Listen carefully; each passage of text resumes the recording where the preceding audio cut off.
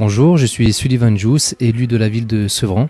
Je vais vous laisser le soin de vous présenter. Oui, moi je m'appelle mademoiselle Ndinga Nadej Tatiana. Je vis à un allée des Tulipes, à Sevran. Enchanté madame, donc nous sommes dans le même bâtiment que certains de vos locataires, de vos voisins que nous avons rencontrés précédemment. Vous êtes au rez-de-chaussée et de manière identique nous nous sommes rencontrés lors de l'incendie qui s'est déclaré au 4e étage il y a à peu près une semaine de ça. Vous m'avez fait part aussi de problématiques relatives à votre logement, notamment des problèmes d'électricité. Je vais vous laisser nous parler un petit peu de toutes ces problématiques que vous rencontrez dans votre logement au quotidien. Oui, bon, déjà dans mon bâtiment, j'ai eu peur déjà, parce que ça, c'est pas la première fois qu'il y a un incendie dans notre bâtiment. Et donc, moi aussi, je vous ai vu, je vous ai dit que moi aussi, chez moi, depuis que je suis ici, là, ça fait que disjoncter chez moi. Je comprends pas pourquoi ça disjoncte. Donc, c'est pour cela que je vous ai interprété l'autre jour, que vous venez aussi chez moi pour venir voir si c'est énorme, si c'est confortable. Bon, comment dirais-je? Oui, on a pu voir que en fait, le compteur électrique n'était pas aux normes actuelles. C'était, comme le dit le bailleur, aux normes de la construction, donc des années 70. Mais on se rend compte aujourd'hui qu'il y a des départs de feu répétés dans les bâtiments. Qui ne sont pas uniquement à cause de ça, mais bien souvent il y a des compteurs électriques de ce type avec les plombs qui prennent feu et que ça devient constitutif d'une mise en danger de la vie d'autrui. Et vous me faisiez part de votre anxiété, de votre stress à vivre dans de telles conditions parce que ça disjoncte souvent, vous avez peur que ça prenne feu, sachant que vous avez des enfants en bas âge qui vivent ici, c'est bien ça? Oui, c'est bien ça, exactement, c'est bien ça. Parce que ça disjoncte. Je peux faire une semaine, mon mari, à chaque fois, il change des fusibles. Nous, on croit que c'est des fusibles, mais ce n'est pas des fusibles. Dès que ça disjoncte, on fait, ça disjoncte. Mais là, franchement, avec le feu qui est en train de prendre feu ici, là, dans nos bâtiments, moi aussi, j'ai peur. Vraiment, j'ai peur avec mes enfants. Ça disjoncte combien de fois par semaine ou par mois à peu près? Par mois, ça peut disjoncter 4 fois, 3 fois, hein. Même plus. Mais comme je compte pas. Je compte pas, je savais pas que peut-être si c'était pas énorme ou énorme.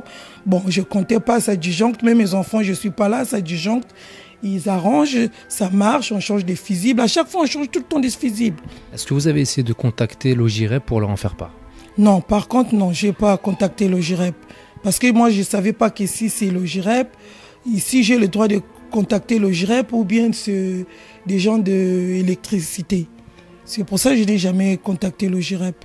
D'accord, nous on vous accompagnera pour pouvoir les contacter parce qu'aujourd'hui, comme on dit... Mais le jour qu'il y avait une incendie, j'ai contacté, mais ils ne m'ont pas rappelé. Ils vous ont pas rappelé? Non, ils ne m'ont pas rappelé. J'ai contacté pour leur dire que moi, j'ai peur, comme il y avait l'incendie ici, là, venez me changer le compteur. Peut-être aussi, moi, s'il y a le feu, vous n'allez pas dire que c'est moi. Ils ne m'ont jamais contacté. On n'hésitera pas à vous accompagner pour faire les démarches administratives pour qu'ils puissent être mis au courant, qu'ils puissent prendre leurs responsabilités et changer un compteur qui aujourd'hui met en danger la vie de votre famille et d'autres familles. Parce que si le feu se déclare chez vous au rez-de-chaussée et que ça prend, c'est peut-être tout le bâtiment qui peut être concerné par ça. Sachant que sur Sevran, il y a déjà eu des incendies meurtriers qui ont coûté la vie même à des enfants. On ne veut pas que ça se reproduise. Donc c'est pour ça aujourd'hui que nous faisons aussi un peu un état des lieux avec les habitants qui souhaitent ouvrir la porte de chez eux et on vous en remercie parce que c'est jamais évident, mais pour pouvoir vous solidariser de ce combat qu'on mène contre le logement incompatible avec la dignité humaine. Il faut savoir quand même que les bailleurs encourent jusqu'à 5 ans d'emprisonnement et 150 000 € d'amende lorsque la dignité n'est pas respectée. J'avais vu aussi la dernière fois des prises électriques qui n'étaient pas en bon état. Oui, déjà, vous voyez derrière moi ici, là, je ne peux pas brancher parce que c'est enlevé. Ça ne marche pas. Je ne sais pas si ça marche pas, mais lorsque tu vois comment on appelle le truc en question, là on branche là, oui, c'est enlevé, on peut pas. Dans la chambre de ma fille, pareil, à la cuisine aussi c'est pareil. Donc je fais que faire surcharger pour brancher dans le prise d'électrique parce que comme de prise c'est pas beaucoup, je suis obligé de surcharger une seule prise pour brancher tous des appareils. Ce qui accentue le risque encore de faire sauter. Puis sauter que ça. Parce qu'ici, je ne peux pas brancher. Là-bas, regardez, j'ai branché toutes des prises là-bas. Dans la chambre de mes enfants, pareil. Dans ma chambre, pareil. Donc, à la cuisine aussi, surchargé, là où il y a les micro-ondes et le frigo, j'ai branché. Parce que je n'ai pas le choix. Moi, il faut que je branche mes appareils. Et comme des prises, c'est pas, ça ne marche pas, eh bien, je branche dans une prise qui marche. Vous me faisiez part aussi de problématiques liées à des inondations? Ah oui, moi, depuis que je suis ici, là, j'ai beaucoup d'inondations ici chez moi. L'eau isée, si exemple ça bouche en haut, mais comme c'est moi qui vis en rez-de-chaussée, eh ben tout l'eau isée, ça vient chez moi. C'est pas l'eau propre, mais c'est dur à dire, mais c'est les caca de tout le monde qui vient chez moi. Tout. Et ça déborde, vous me disiez, par les toilettes, le lavabo. Ça sort dans les toilettes, dans le lavabo de la salle de bain. Tout ça monte et ça renverse tout. Ça vous arrivait combien de fois, ça? Ça m'est arrivé déjà 2 fois. Le plus dur, c'est 2 fois. Mais le reste, ça vient souvent et puis ça se calme. Mais je déclare pas parce que à chaque fois je déclare des assurances pour moi, ils me refusent. À chaque fois, je change des assurances. Donc, et lorsque le GREP il paye, mais je sais pas pourquoi ils me refusent après. Alors la chose qui est, c'est que logiquement, c'est de la responsabilité du bailleur. C'est eux qui doivent prendre en mesure, en considération ces problématiques-là, parce que c'est des eaux usées, donc c'est un problème de canalisation. Ce n'est pas de l'ordre du locataire, mais de l'ordre du bailleur. Et suite à ça, en fait, quand vous avez beaucoup de sinistres, les assurances ne veulent plus vous assurer. Exactement, ils veulent plus m'assurer parce que comme à chaque fois je déclare toujours l'eau isée, maintenant ils ont peur de me prendre parce qu'ils voient que je leur coûte cher peut-être, je ne sais pas. Et je pense que vos cotisations augmentent parce que vous avez des sinistres. Exactement, c'est ça. Donc, logiquement, l'OJREP devrait vous rembourser et vous indemniser pour tout ça, logiquement. Voilà, surtout pour mes enfants, toutes des chambres, vous voyez comme ça. En plus, c'est toujours à partir des 4 heures du matin. Vous êtes en train de dormir, vous voyez seulement comme ça qu'il y a de l'eau, il y a des caca partout, des enfants en pleurs, moi en panique. Je sais pas c'est où que je vais aller trouver comment on appelle, le gardien, tout le monde en panique, je sors, je monte, je sors. Et on n'a pas un numéro, franchement, dès que tu appelles, qu'ils viennent, jamais. Il y a un numéro, tu appelles, ils te répondent, ils vont te dire, ils vont venir, les experts vont venir dans 2 semaines, dans 3 semaines.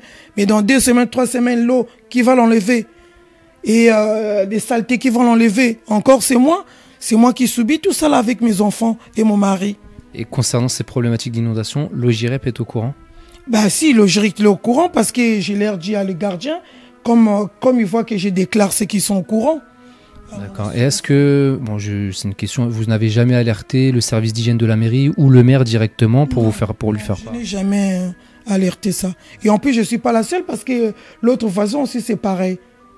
Au rez-de-chaussée, il y a un voisin qui vit la même chose que vous. La même chose, mais moi, c'est beaucoup plus qu'elle parce qu'elle est de l'autre côté, mais en rez-de-chaussée.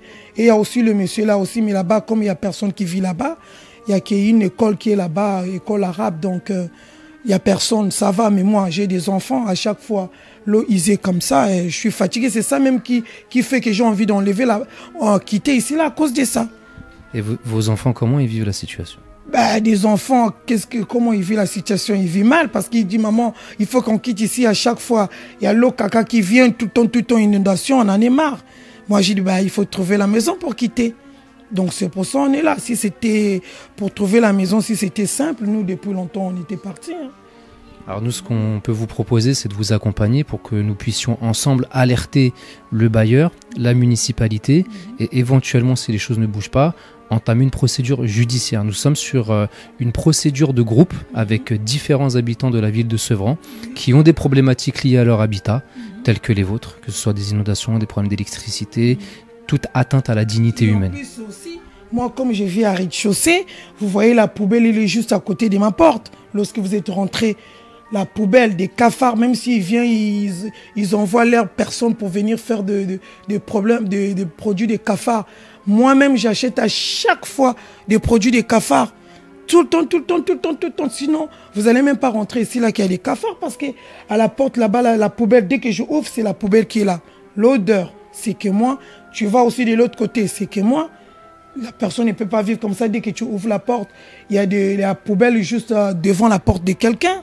Même eux-mêmes, le GREP, ils voient bien que la porte, des gens, ils vivent ici, la poubelle juste là en face. Et des locataires qui jettent la poubelle, ils laissent devant la porte, ils ne font pas rentrer. Tout ça là, c'est moi qui subis. À chaque fois, si je ouvre ma porte, je vois qu'il y a des sacs poubelles devant. Je suis obligé de prendre ça, de jeter dans le bac poubelle. Parce que comment je vais passer si tout la porte ici, il y a la poubelle remplie. Et l'odeur et des mouches. Pour revenir à ce que je vous disais, on est sur une procédure pour que les personnes telles que vous, qui êtes victimes d'un grand préjudice, puissent être indemnisées à hauteur entre 5 000 et 200 000 euros en fonction du préjudice.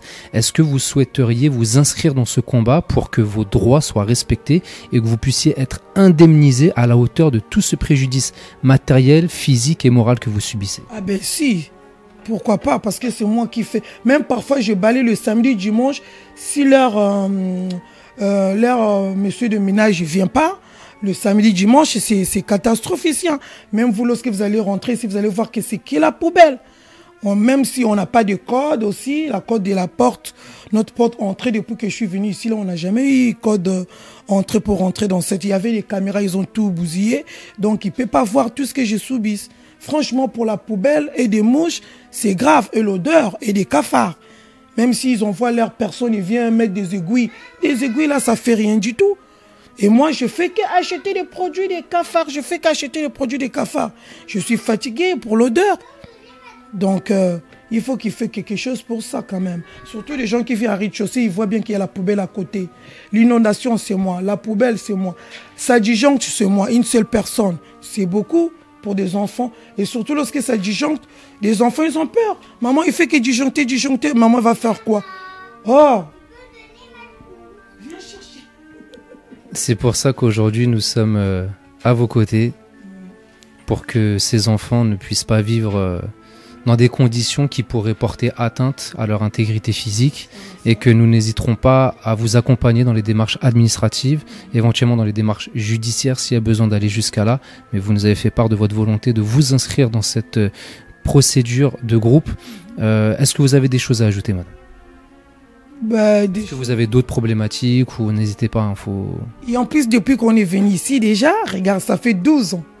Déjà, lorsque je suis venu ici, là, si vous voyez la lavabo que j'utilise, moi, ça fait des 12 ans déjà déjà avant des gens qui vivaient ici, ils ont déjà gaspillé la lavabo. Lorsqu'on vient ici, il fait tas de lieu, mais tas de lieu quelque chose, vous qui est déjà sale, vous allez faire tas de lieu. Et moi qui ai resté 12 ans, vous avez jamais changé, ni de toilettes, ni de salles de bain, ni de lavabo, rien du tout qu'ils ont changé. Des chauffages, pareil, ils nous retirent l'argent, ils nous prennent l'argent. Vous voyez, j'ai enlevé leur gros truc de chauffage là. Ça chauffe pas du tout. Vous n'avez pas de chauffage en hiver? Ben, en hiver, on n'a pas de chauffage. Pour eux, ils ont dit qu'il y a le chauffage. Mais ça chauffe pas. C'est où ça chauffe? Chez moi, ça chauffe pas. Je suis déjà à rez-de-chaussée, ça chauffe pas. Je suis obligé de prendre encore mon chauffage. Je mets encore avec l'électricité. Et ça encore disjoncte. Ça disjoncte parce qu'après, ça vient beaucoup, je pense. C'est pour ça que ça disjoncte. Donc ça augmente la facture en plus. Voilà, la facture, en plus, je leur paye. On leur paye déjà la facture et encore, je repaye encore la facture parce que j'utilise encore le chauffage.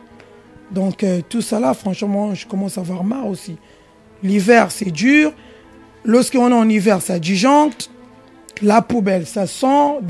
Comme là, c'est l'été, il y a des mouches. Je prends le produit moi-même. Parfois, je prends du produit, je ouvre la porte, je mets dans le couloir pour que des mouches, lorsque j'ouvre la porte, qu'ils ne rentrent pas. À la cuisine, c'est pareil. Je ne vais pas faire à chaque fois des choses pour eux. En tout cas, vous avez tout notre soutien. On vous accompagnera avec l'ensemble de l'équipe, avec l'ensemble aussi de vos voisins qui souhaitent à un moment donné unir leurs forces et mutualiser les compétences pour gagner en efficacité. Donc je vous remercie de nous avoir ouvert la porte de chez vous pour nous faire part de votre témoignage parce que ça va servir aussi pour les autres habitants. Je vous souhaite beaucoup de courage et nous serons à vos côtés pour faire en sorte que les choses puissent changer rapidement et que votre droit à la dignité puisse être respecté dans les plus brefs délais. Merci beaucoup et à très bientôt, madame. Merci, c'est gentil. J'espère aussi que des autres voisins vont faire parce qu'ils ont peur. Peur de quoi? Ils vivent mal, il faut qu'ils disent. C'est ça le problème. Moi, je vais aller leur dire, hein, parce qu'il faut qu'ils viennent. N'hésitez pas, si vous avez d'autres voisins qui souhaitent venir témoigner, nous serons là aussi pour eux. Il n'y a pas de problème, je leur dirai. Si je savais que vous venez pour ça, là, moi, je voulais aller leur dire parce que le voisin qui est en bas, il souffre comme moi. L'autre là-bas, comme s'il n'y a pas de gens qui vivent là-bas, il avait bien vu comment c'était. Il y avait l'inondation, mais comme il n'était pas là-bas, tout était rempli de l'eau. Les jours qu'il est venu, c'était trop tard. Le moment qu'il va déclarer comme quoi qu'il y avait inondation chez lui. Mais bon, moi, je fais d'abord part pour moi. Le reste, après, on verra d'abord pour des voisins. Merci beaucoup, à bientôt.